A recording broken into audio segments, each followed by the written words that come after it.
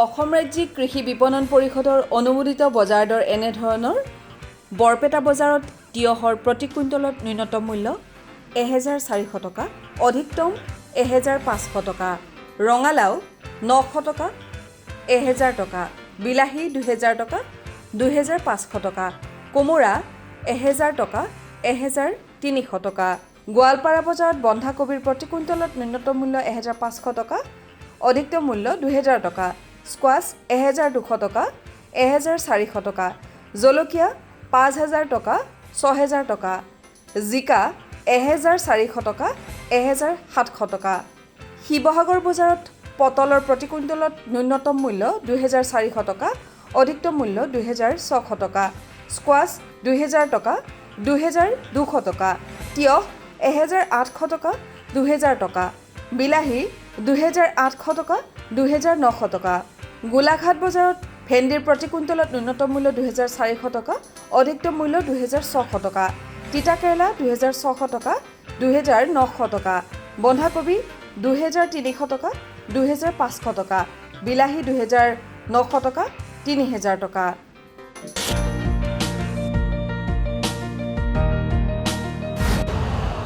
Urea का स्वदेशी उत्पादन 70 लाख टन बढ़ाने के लिए 6 उर्वरक संयंत्रों का उद्धार किया जा रहा है। FCIL के गोरखपुर, सिंदरी, तलचर और रामागुंडम संयंत्र, HFCL की बरौनी इकाई और BVFCL की नामरू फोर्थ। सोने पर सुहागा ये है कि देश में अब बनेगा सिर्फ नीम लेपित यूरिया, क्योंकि इससे होगा किसानों का फायदा ही फायदा। अनाज का उत्पादन 10% तक बढ़ेगा, बढ़ेगी 10 से 15% नाइट्रोजन क्षमता।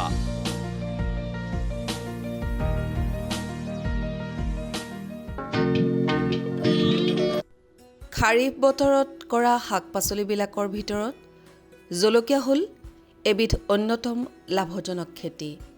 জলকীয়া যেনেদৰে পাচলি হিচাপে ব্যৱহাৰ কৰা হয়, আনহাতে ইয়াক মছলা হিচাপেও ব্যৱহাৰ কৰা হয়। পাচলি হিচাপে কেঁচা জলকীয়া আৰু মছলা হিচাপে শুকান জলকীয়া ব্যৱহাৰ কৰা হয়। কেঁচা জলকীয়াত প্ৰটিন, স্নেহ পদাৰ্থ, শ্বেতসাৰ, vitamin A, vitamin C, vitamin B6 ইত্যাদি যথেষ্ট পৰিমাণে পোৱা যায়। জলকীয়াৰ কেঁচা অৱস্থাত বজাৰত যি মূল্য পোৱা যায়, তেনেদৰে পকা জলকীয়া শুকুৱাই বিক্ৰী কৰিলেও যথেষ্ট ভাল মূল্য পোৱা যায়। তাৰোপৰি শুকান জলকীয়া বহুদিনলৈ বেয়া নোহোৱাকৈ জমা কৰি ৰাখিব পাৰি। নগাঁও জিলাখন হ'ল কৃষি ক্ষেত্ৰত এখন যথেষ্ট আগবঢ়া জিলা। ইয়াৰ কৃষকসকলে ধান, মাহ, সৰিয়হ, কুঁহিয়াৰ আদিৰ উপৰিও বিভিন্ন উদ্যান শস্য যেনে ফল-মূল, ফুল, শাক-পাচলি, মছলাজাতীয় শস্য আদি ব্যৱসায়িক ভিত্তিত খেতি কৰা দেখা যায়। জিলা সদৰৰ নিকটৱৰ্তী তথা কৃষি ক্ষেত্ৰত আগবঢ়া এখন গাঁও হ'ল বেঙেনাআটি গাঁও। ইয়াৰ কৃষকসকলে বিভিন্ন শাক-পাচলিৰ খেতিৰ লগতে ব্যৱসায়িক ভিত্তিত জলকীয়াৰ খেতিও কৰা আমাৰ পৰিলক্ষিত হয়। এই বেঙেনাআটি গাঁৱৰে এজন প্ৰগতিশীল কৃষক মজিবুৰ ৰহমানে বৰ্ণশংকৰ জাতৰ সঁচ ব্যৱহাৰ কৰি 1 বিঘা মাটিত জলকীয়াৰ খেতি কৰা দেখা গ'ল। উন্নত কৃষি পদ্ধতি ব্যৱহাৰ কৰি কৰা জলকীয়া খেতিডৰাৰ প্ৰতিপালন, জলসিঞ্চন আৰু বিপণন সম্বন্ধে প্ৰগতিশীল কৃষক মজিবুৰ ৰহমানে আমাক এইদৰে কয়। জলকীয়া খেতি আপুনি কেতিয়াৰ পৰা কৰিছে? জলকীয়াৰ খেতি মই এনেই পূৰ্বপুৰুষৰ পৰাই আছে। আপোনাৰ ধৰি লওক দাদাহঁতে কৰিছে, এতিয়া মই কৰোঁ। মই যেতিয়া স্কুল এৰিলোঁ, স্কুল এৰাৰ পিছত কোনো চাকৰি বাকৰি হোৱা নাই, তেতিয়াৰ পৰা ভাবিছোঁ যে জীৱিকা এটাও কৰি খাব লাগিব, মই খেতিতে ধৰিলোঁ। খেতিত এই কৰি পেলাই জীৱিকা উৎপাদন কৰি আছোঁ আৰু ল'ৰা ছোৱালী পোহপাল দি আছোঁ। এইটো কি জাত কৰিছে? এইটো জাত হৈছে বিউটি বুলি কয়। আপোনাৰ এইটো আপোনাৰ হাইব্ৰিডটো নহয়, এইটো আপোনাৰ হেৰি জাতটো উন্নত জাতৰো। হাইব্ৰিড নহয় নেকি? হাইব্ৰিড, এইটো হাইব্ৰিড বুলি নকয় আৰু। এইটো কাৰণে কি, এইটো হাইব্ৰিড হ'লেতো বাহিৰৰ পৰা আহিব লাগিব বস্তুটো, এইটো বাহিৰৰ নহয়, এইটো আমাৰ হেৰি। ক'ৰ পৰা আনিছে আপুনি এইটো? এইটো আমাৰ পেকেট আমি হেৰি গুটি দোকানৰ পৰা আনিছোঁ। এনে কোম্পানী কোন কোম্পানী এইটো এইটো বিউটি কোম্পানী বুলি কয়। নামটো বিউটি নামটো বিউটি। তে বিঘাত কিমান লাগে বিঘাত ধৰি লওক আপোনাৰ এনে এবাৰ ছিঙিলে আপোনাৰ 100 কেজি 150 কেজি হয়। তো বিঘাত কিমান এইটো চিট কিমান লাগে বীজ কিমান লাগে বীজ ধৰি লওক আপোনাৰ 10 গ্ৰাম বীজ লাগে বিঘাত। এইটো আগতে পুলি গজাই লয় ন পুলি গজাই লওঁ। 10 গ্ৰামত হয়নে 10 গ্ৰামত হৈ যায়। আপোনাৰ 10 গ্ৰামৰ গুটিৰ দাম কিমান 1200-1400 টকা লয় 10 গ্ৰামত 10 গ্ৰামত। আচ্ছা আপোনাৰ কিমান লৈছিলে মোৰ আপোনাৰ 10 গ্ৰাম গুটিত 1000 টকা ৰাখিছে। ৰোৱনটো আগত আমি বীজটো পচাই পেলাই পিছত আপোনাৰ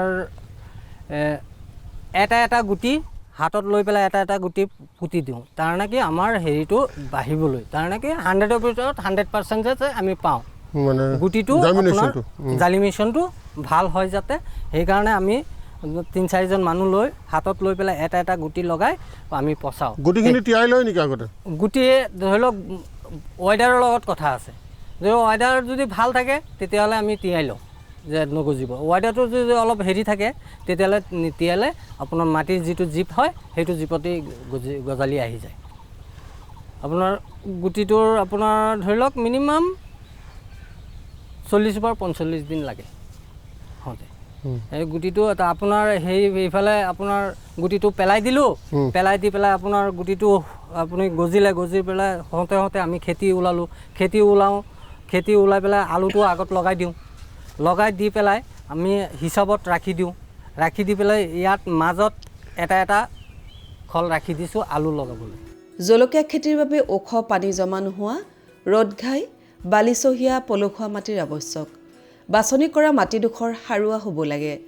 জলকীয়া খেতিৰ বাবে অনুমোদিত উন্নত জাতৰ সঁচবিলাক হ'ল এনেধৰণৰ: পুছা জোৱালা, NP46, সূৰ্যমুখী, কৃষ্ণ, বালিজুৰি। আজিকালি কৃষকসকলে জলকীয়া খেতি কৰিবলৈ অনুমোদিত উন্নত জাতবিলাক ব্যৱহাৰ কৰাৰ উপৰিও বজাৰত উপলব্ধ হাইব্ৰিড বা বৰ্ণসংকৰ জাতৰ সঁচো ব্যৱহাৰ কৰা দেখা যায়। জলকীয়াৰ পুলিবিলাক মূল পথাৰত ৰোৱাৰ আগতে পুলিবাৰীত গজাই ল'ব লাগে। 30 পৰা 35 দিনীয়া স্বাস্থ্যৱান নিৰোগী পুলিবিলাক পুলিবাৰীৰ পৰা উঠাই মূল পথাৰত ৰুব লাগে। জলকীয়া খেতিত প্ৰতি বিঘাত প্ৰয়োগ কৰিবলগীয়া জৈৱিক আৰু ৰাসায়নিক সাৰৰ অনুমোদিত পৰিমাণ হ'ল এনেধৰণৰ: গোবৰ বা পচন সাৰ 1 মেট্ৰিক টন, ইউৰিয়া 30 কিলোগ্ৰাম, একক super phosphate 50 kilogram, muriate of potash 13 kilogram.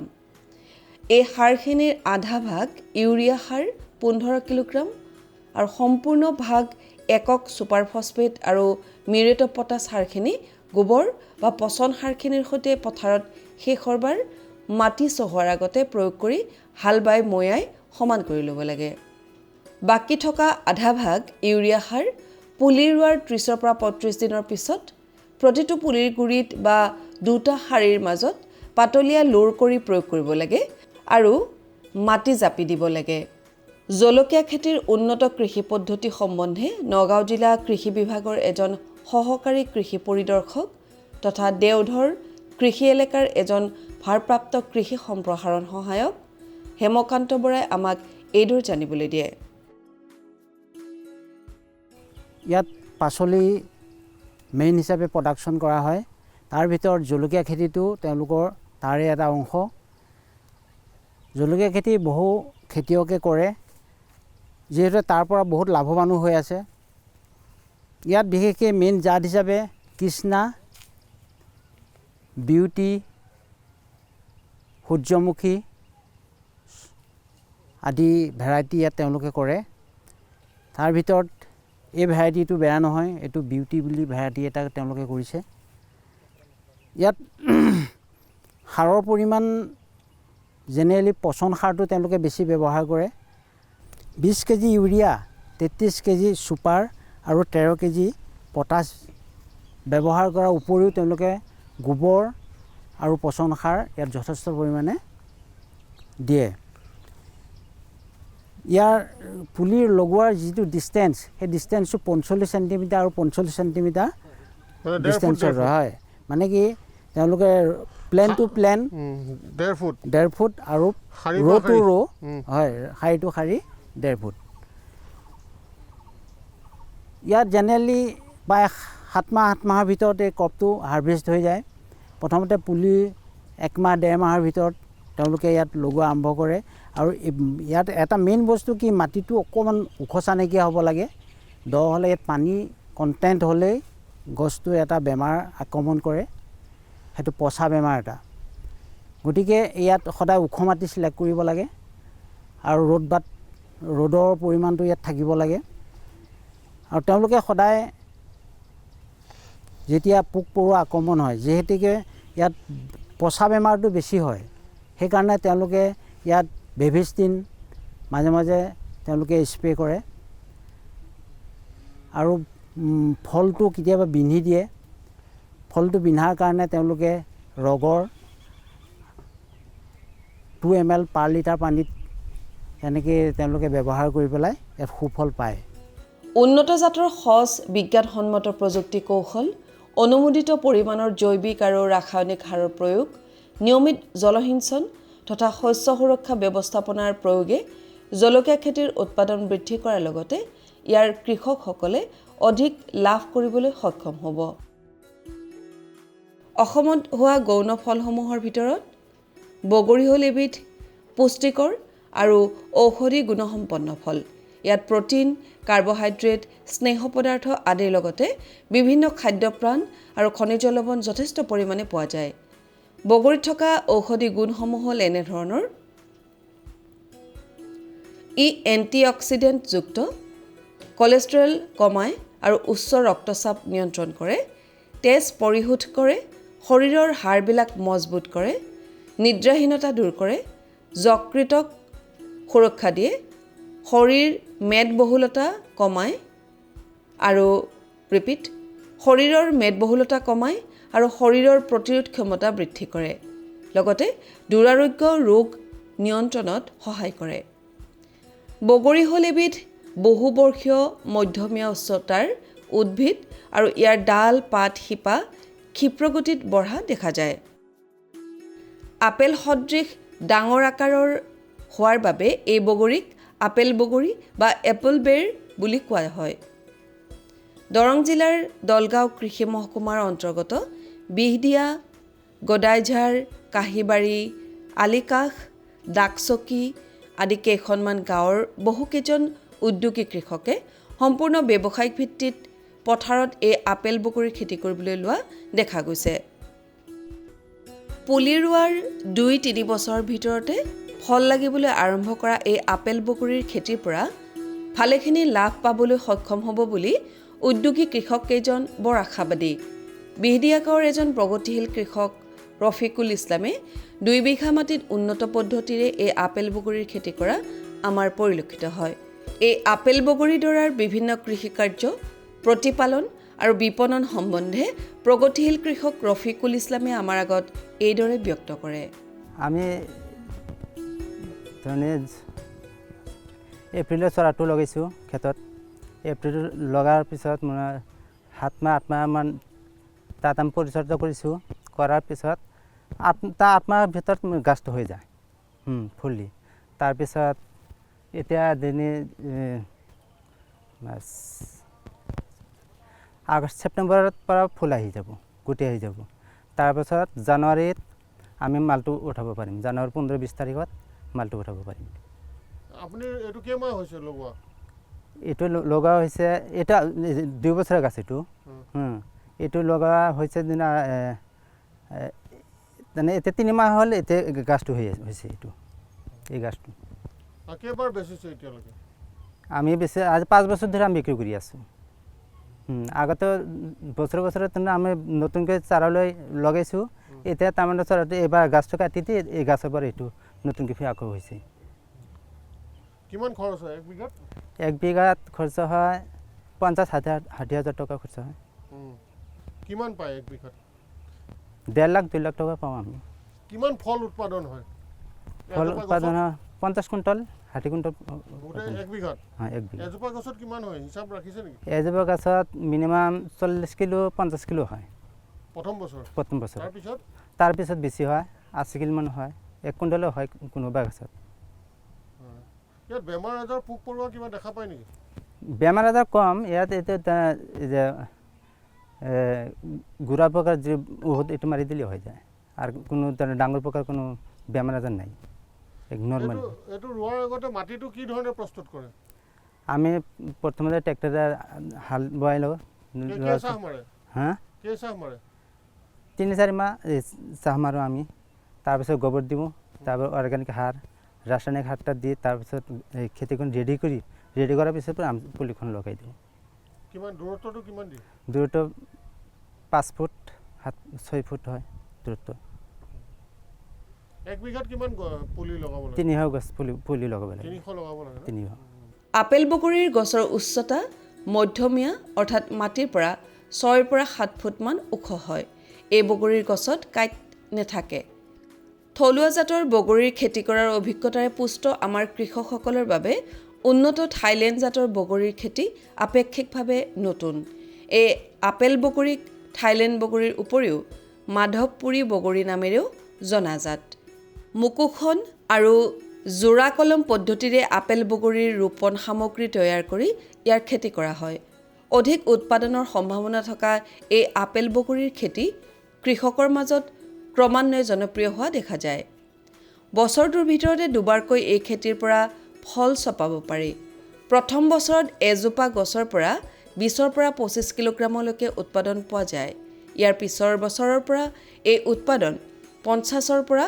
100 কিলোগ্ৰামলৈকে বৃদ্ধি হোৱাৰ সম্ভাৱনা থাকে এই বগৰীবিধ দেখিবলৈ আপেলৰ নিচিনা আৰু পকিলে ইয়াৰ ৰঙো আপেলৰ দৰে ৰঙা হয় এই ৰসাল ফলবিধৰ প্ৰতিটো ফলৰ ওজন 50 গ্ৰামৰ পৰা 125 গ্ৰাম পৰ্যন্ত হোৱা দেখা যায় আপেল বগৰীৰ কৃষি নিৰ্দেশনা উন্নত কৃষি পদ্ধতি আৰু বিপণন সম্বন্ধে দলগাঁও কৃষি মহকুমা কাৰ্যালয়ৰ এজন সহকাৰী কৃষি পৰিদৰ্শক মোহাম্মদ জামালউদ্দিনে আমাক এইদৰে জানিবলৈ দিয়ে খেতিয়কসকলৰ যিখিনি আমি শাক পাচলি খেতি কৰোঁ শাক পাচলি খেতি কৰি যিখিনি প্ৰডাকশ্যন বা বজাৰৰ চাহিদা অনুপাতে সিমান খেতিয়কৰ লাভ নহয় যাৰ কাৰণে বৰ্তমান খেতিয়কবিলাকে বিভিন্ন ধৰণৰ উন্নত জাতৰ বগৰী ড্ৰেগন ফ্ৰুইট ইত্যাদি ধৰণৰ খেতি কৰা আৰম্ভ কৰিছে এইটো বগৰী খেতি এই বগৰী খেতি প্ৰথমতে বগৰী খেতি কৰাৰ কাৰণে কমচে কম 5 বাৰমান ধুনীয়াকৈ চহাই ল'ব লাগে 1 বিঘা মাটিত মোটামুটি 1 গাড়ী গোবৰ অন্তত 10 টন গোবৰ তাৰ লগতে মানে ৰাসায়নিক সাৰ য'ত যিমান পাৰি কম পৰিমাণ অৰ্গেনিক সাৰ ব্যৱহাৰ কৰি বগৰী খেতিটো কৰিব দিয়া গৈছে এই বগৰী খেতিত 1 বিঘা মাটিত 300 মান পুলি লাগে 300 পুলি প্ৰথম বছৰ হয়তো মানে বগৰী খেতি কৰোঁতে এটা খৰচ যথেষ্ট পৰিমাণৰ এটা খৰচ হয় 50,000 পৰা 60,000 বা 70,000 টকা খৰচ হয় কিন্তু পিছৰ বছৰ এইটো যেহেতু 3 বছৰ কৰিব পাৰে পিছৰ বছৰলৈ তেওঁলোকৰ খৰচটো কমি আহে দ্বিতীয় বছৰ কমে তৃতীয় বছৰ আৰু কমে ঠিক 3 বছৰ তেওঁলোকে যথেষ্ট পৰিমাণ লাভ কৰিব পাৰে প্ৰথম বছৰ এডাল বগৰী গছত নাই বুলিও 50 পৰা 60 কিলো বগৰী পিছৰ বছৰ ক্ৰমান্বয়ে বাঢ়ি যায় কিন্তু তৃতীয় বছৰত অলপ কমে কিন্তু প্ৰডাকশ্যনটো সেই সময়ত এটা লক্ষণ দেখা যায় মানে গছৰ যেতিয়া ফুল হয় ফুলবিলাক অলপ মৰি যায় থাৰ্ড বছৰ সেইকাৰণে 2 বছৰ কৰিলে যথেষ্ট ভাল বুলি ক'ব পাৰি বগৰী খেতি মানে পৰাপক্ষত এডাল যেটো প্ৰথম যেতিয়া পুলি লগোৱাৰ পৰা 2 বছৰ ৰাখিলে বেছি ভাল তৃতীয় বছৰত কিন্তু সিমান এটা প্ৰডাকশ্যন নহয় গতিকে মই মোৰ ফালৰ পৰা সাজেষ্ট কৰিম যে খেতিয়কসকলে যাতে এইটো 3 বছৰ নাৰাখি 2 বছৰে ৰাখক 2 বছৰ ৰাখিলে তেওঁলোকৰ নেক্সট আকৌ হাল চাল বাই খেতি কৰিব পাৰিব বগৰীৰ মাজত ইয়াতে দেখা পাইছে বগৰী বেঙেনা খেতি লৈছে বেঙেনা বুলি নহয় আৰু বেলেগ খেতি ডাংবডি আপোনাৰ বিন ইত্যাদি খেতি কৰিব পাৰে তাৰ ইণ্টাৰক্ৰপ সেই ইণ্টাৰক্ৰপ কৰিলে বগৰী খেতিৰ যিখিনি খৰচ হয় সেই খৰচটো তেওঁলোকে উলিয়াই ল'ব পাৰে বজাৰত যথেষ্ট চাহিদা থকা এই আপেল বগৰীৰ খেতি কৰি কৃষকসকল যথেষ্ট লাভৱান হ'ব পাৰিব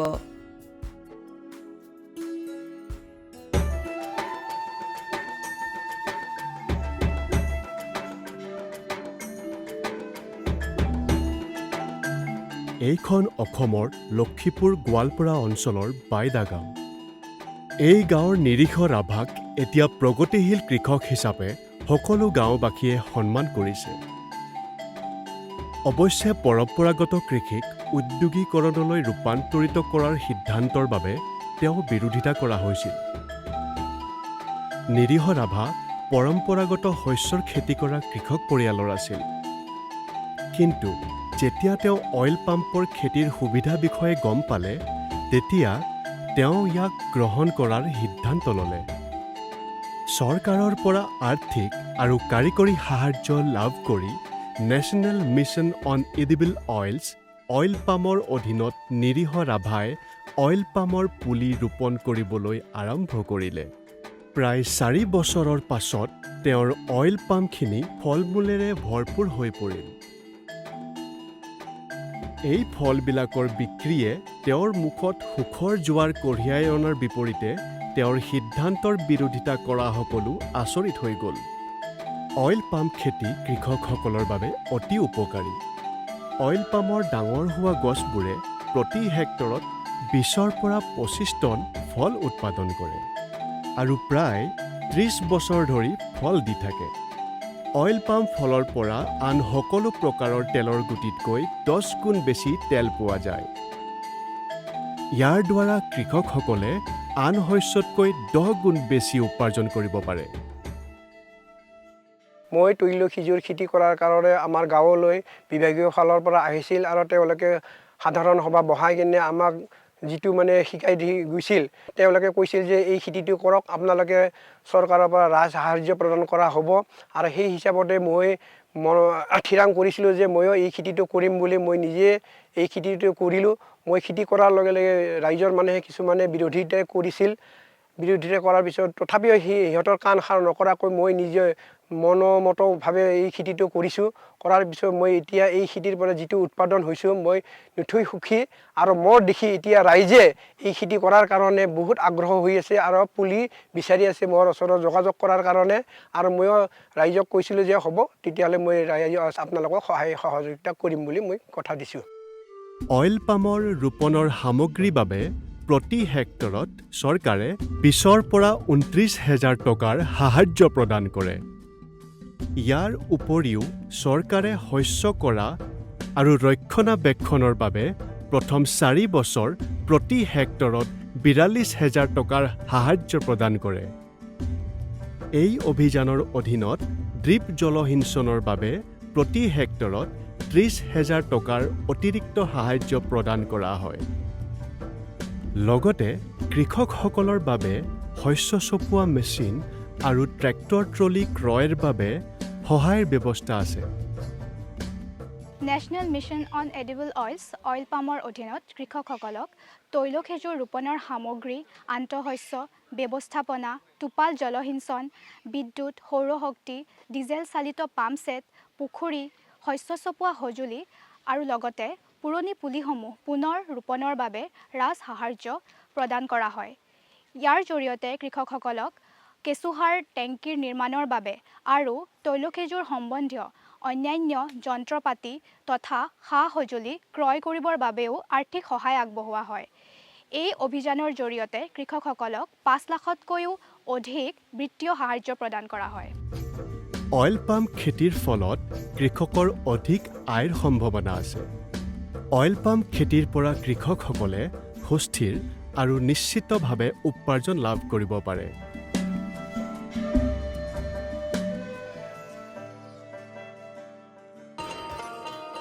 किसान भाइयों गांठ बांध लो, गांठ बांध लो, बहुत बहुत है काम की, समृद्धि के पैगाम की। मिट्टी के मिजाज को समझो, मिट्टी के हर राज को समझो, मिट्टी की तुम जांच कराओ, मुफ्त सॉइल हेल्थ कार्ड ले जाओ। कभी मुनासिब बीज लगाओ, सही किस्म की खाद ले आओ, जितनी जरूरी उतनी डालो, सही मात्रा खुद पहचानो, इसको अपना मंत्र बना लो, मिट्टी की सेहत तो जानो। बात बहुत है काम की, कम लागत अधिक वरदान की, किसान भाइयों गांठ बांध लो। आज ही मिट्टी की जांच कराएं, राज्य सरकार के कृषि अधिकारी से संपर्क करें और मुफ्त में सॉइल हेल्थ कार्ड पाएं। कृषि और किसान कल्याण मंत्रालय द्वारा किसान हित में